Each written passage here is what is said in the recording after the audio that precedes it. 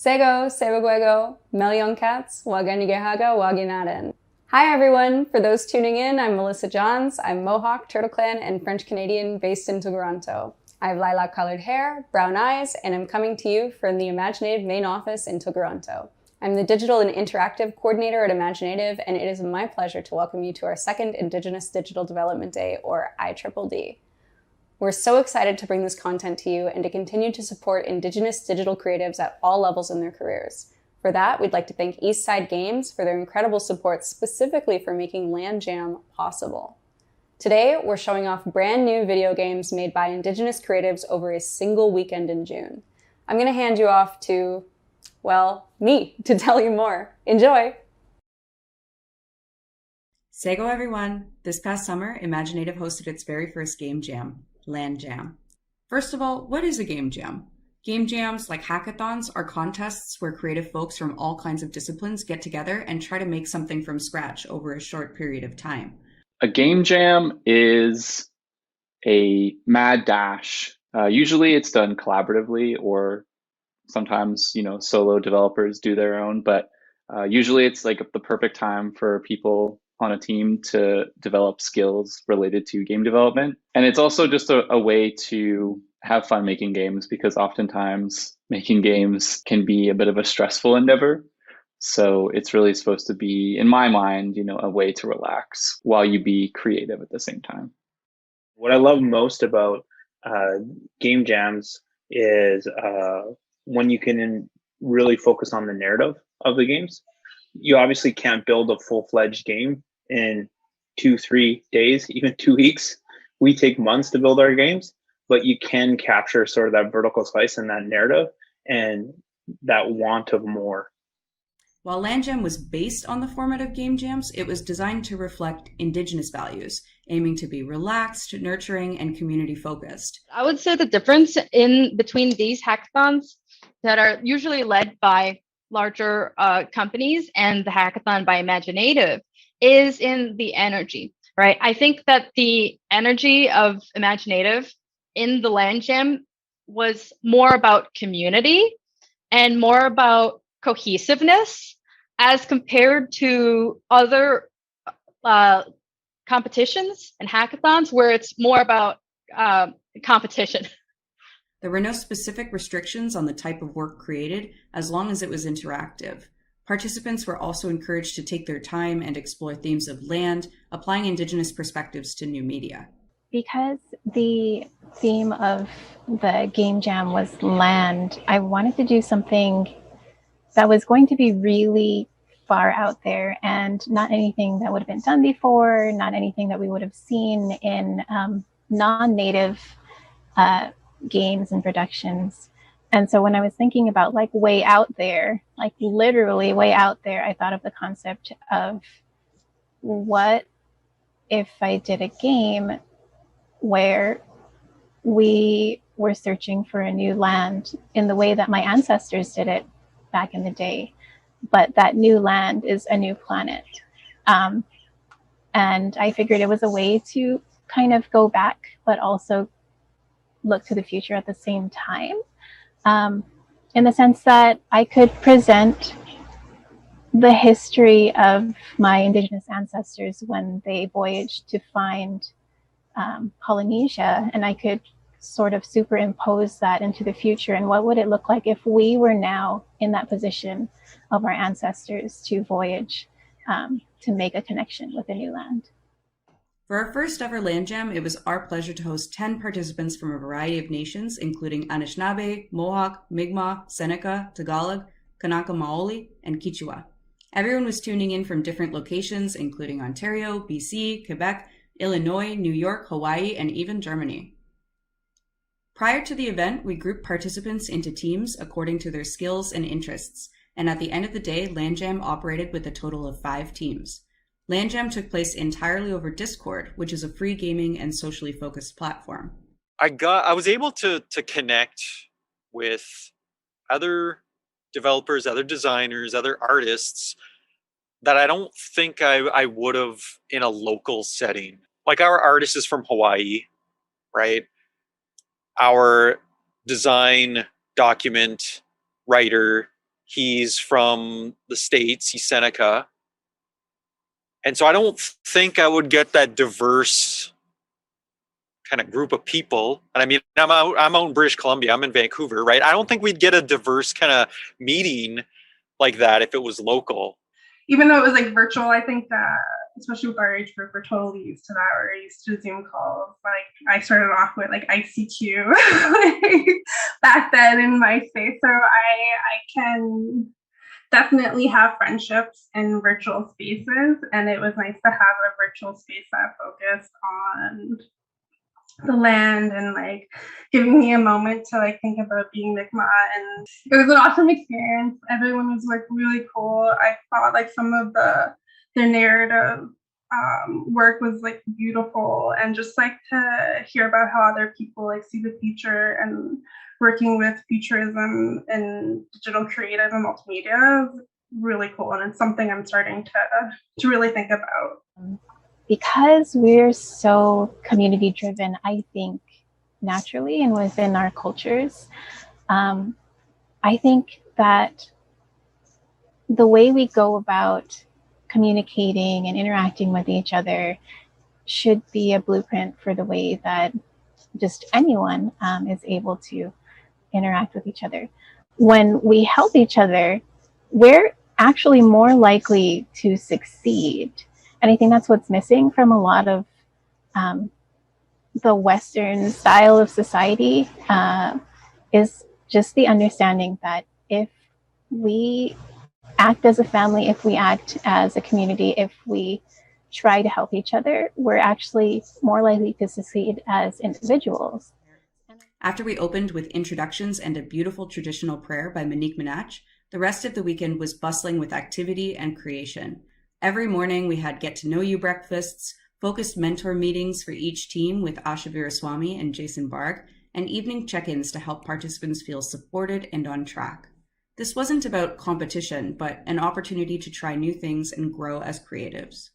So during the event, first of all, I have to say that the teams were incredibly well balanced, and it was amazing to see the dynamic as each individual member brought their skills together to create a cohesive and holistic game related to the theme of land. With the pieces that they were creating, it came down to 3 items that I focused with them when it came to mentorship. It was concept, execution, and presentation.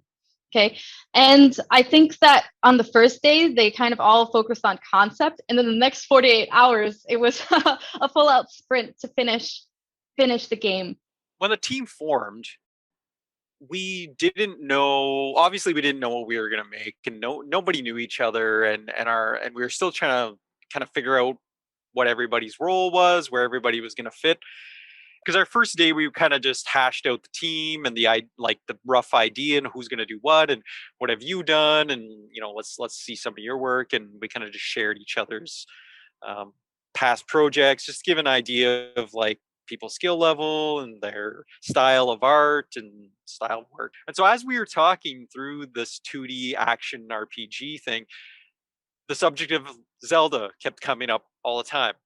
We're running out of time, and on our first night, we just had to pull the trigger and make a decision. And it kind of just dawned on me like a bolt of lightning. I'm like, let's just do a top-down 2D action RPG in the style Legend of Zelda. And we're fans of Legend of Zelda because that's all we've been talking about all night here. I decided let's just take that and run with it. Let's just make a fan love letter, our homage to the Legend of Zelda. And that's kind of how this started. And then once that idea was there, it just started snowballing. On the 3rd day of Land Jam, participants, mentors, and judges gathered for the final presentation. We started with land acknowledgements, partner thanks, mentor thanks, and an introduction of our fabulous judges Josh Nilsson, Maze Longboat, and Len Predko. Each team was given 7 minutes to present their work, followed by comprehensive feedback from our judges with a question and answer session. What I was looking for was I want to always come into a project and I want the game to be able to tell the story. It's okay if you add some flavor on top, but the game really needs to tell the story itself. And I should be able to watch a video or play through the game, and within minutes, I kind of get where I'm coming from.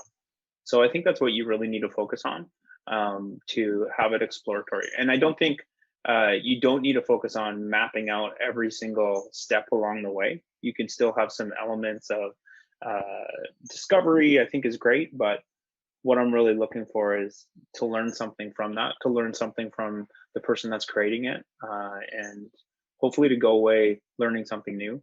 What I was personally looking for in the projects was just a little bit of everything. I really liked to see projects that had a clear concept, had a narrative, had a strong technical foundation, and that also told a story.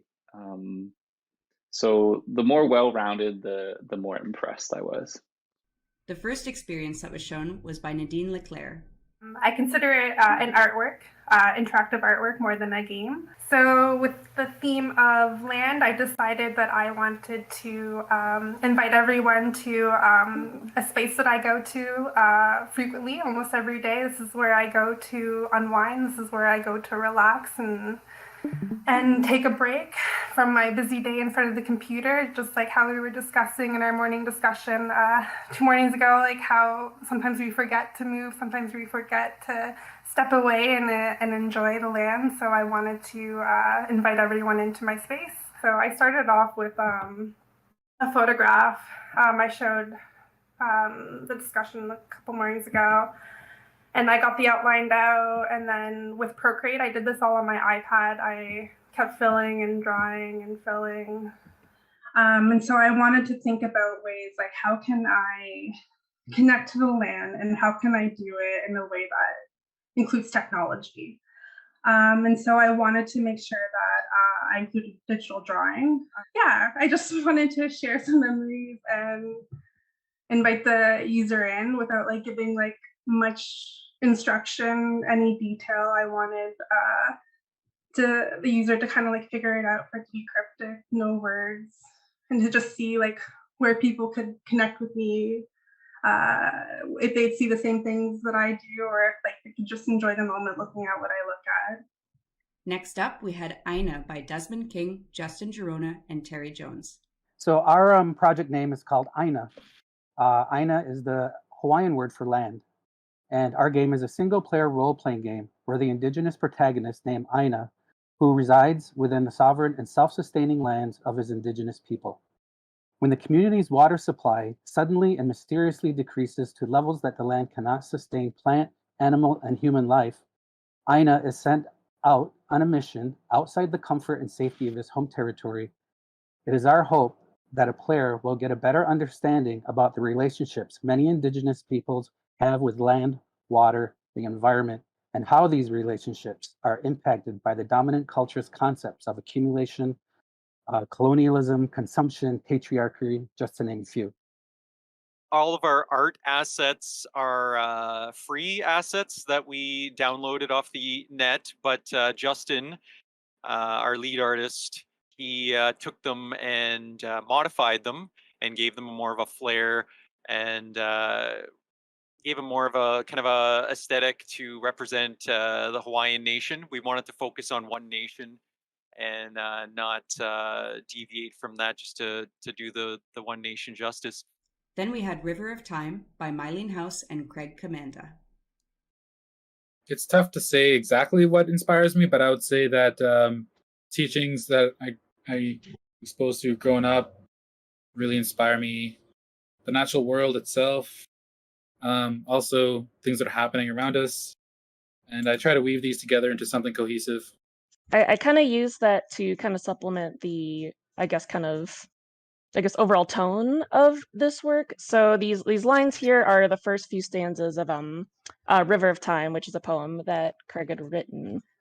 And then what the vision kind of here was to then really kind of draw users into this world of Craig's work. So this is just the first two stanzas here, but this rock in particular is interactable. So you can kind of move, I don't know, I guess kind of like its spirit is kind of what I was going for in a way. Because that's kind of the tone really of Craig's whole album. So for this section, what does it mean to hold a rock against the sands of time? I don't know. Let's find out. So you kind of hold it against this sand, and it kind of, the poem continues and kind of elaborates here. This was followed by Pohai Pinoke's Alter Native. So I went with a visual novel type of thing, and the concept is these things are usually made as like a dating sim, but I didn't want it to be that. I wanted it to be, instead of a relationship with people, you would build a relationship with the land.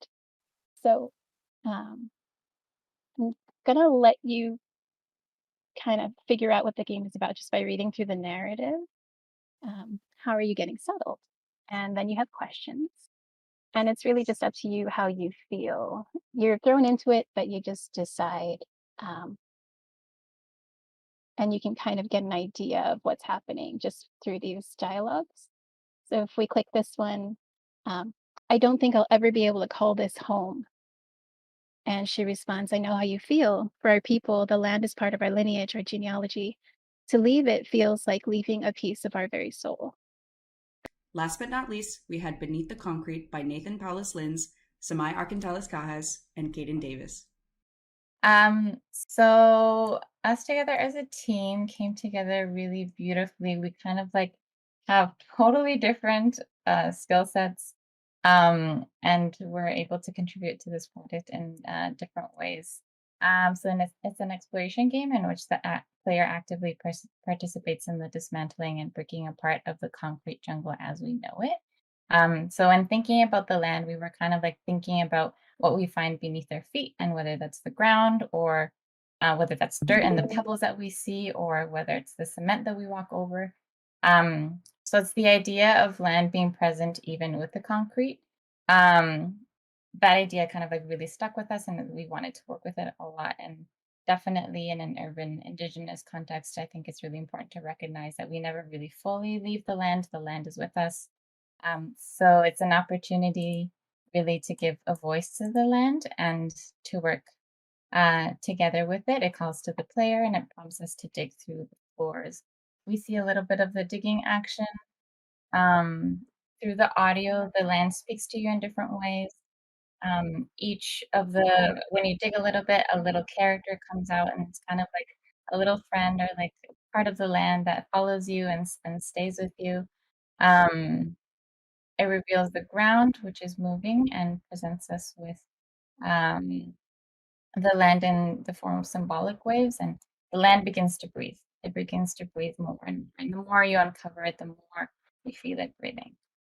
So yeah, basically what you do in this game is you're trying to uncover these little characters by digging, and the more that you gather, the higher your character is able to jump. So you get to explore the world more, the more that you manage to rescue from underneath the concrete. We had a ton of fun prizes to give out too. Best in Show was awarded to Beneath the Concrete. Best Concept was given to Aina. Pohai won the Community Award by participant vote, and Eastside Games provided a brand new Surface Pro laptop as a surprise emerging award to Nadine Leclair. We celebrated everyone's incredible effort with a virtual closing party where we could jam out and just get a little silly. So the games that we saw, I love how it's a broad range of living poems to very calming games to traditional throwbacks to classic games that we love with new themes to them. Indigenous people have the best stories.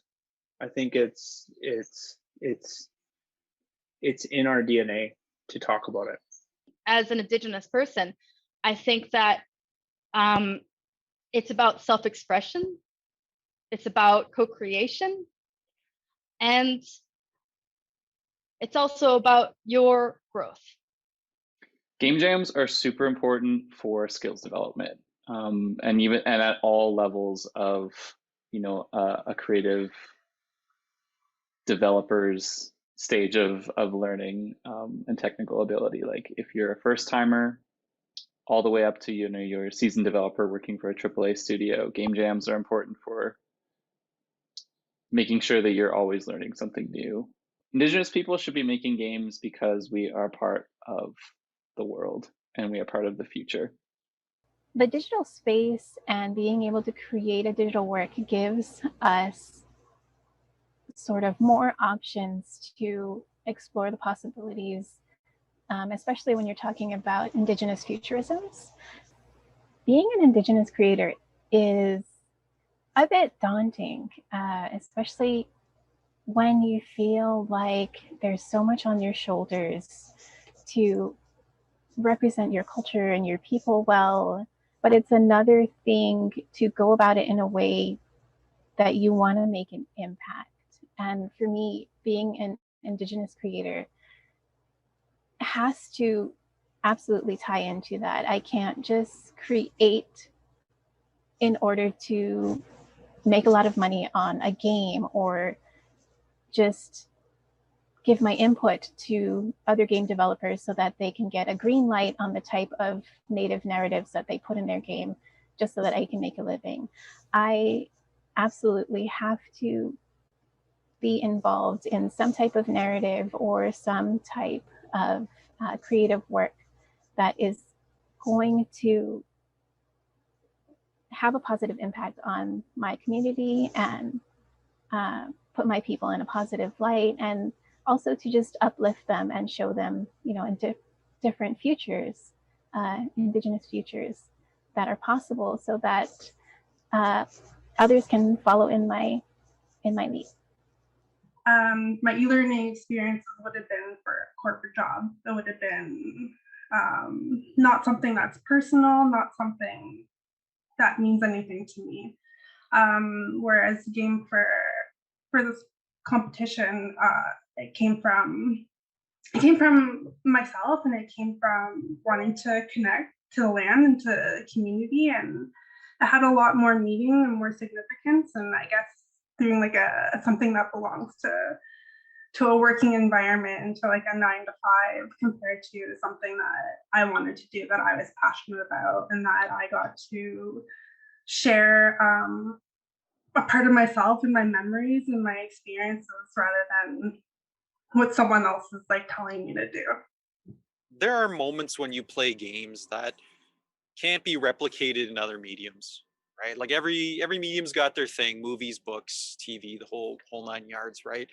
And games have their own thing as well. And so I've always played video games my entire life, and there's just something that I want to capture in games that I make. I want to kind of recreate those feelings that I got the first time I played like Silent Hill 2 or like Mass Effect, right?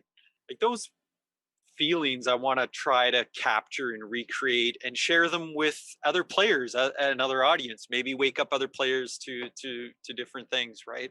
What we can bring to the the whole gaming sphere, the spectrum, the industry is our uniqueness.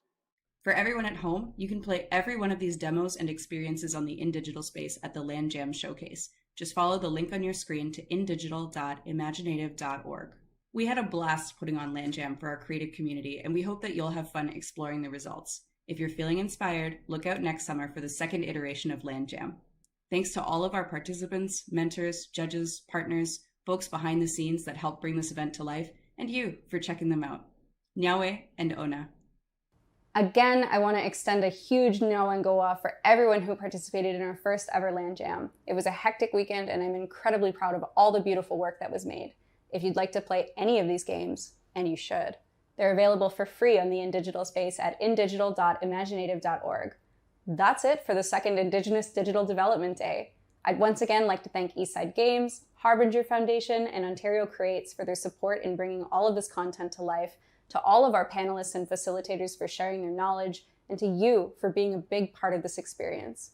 I hope you come away from today feeling inspired and empowered in your practice and mindset. We have the power to shape the future into something distinctly Indigenous, and I'm excited to see what your future looks like. Nyawe and Onengi.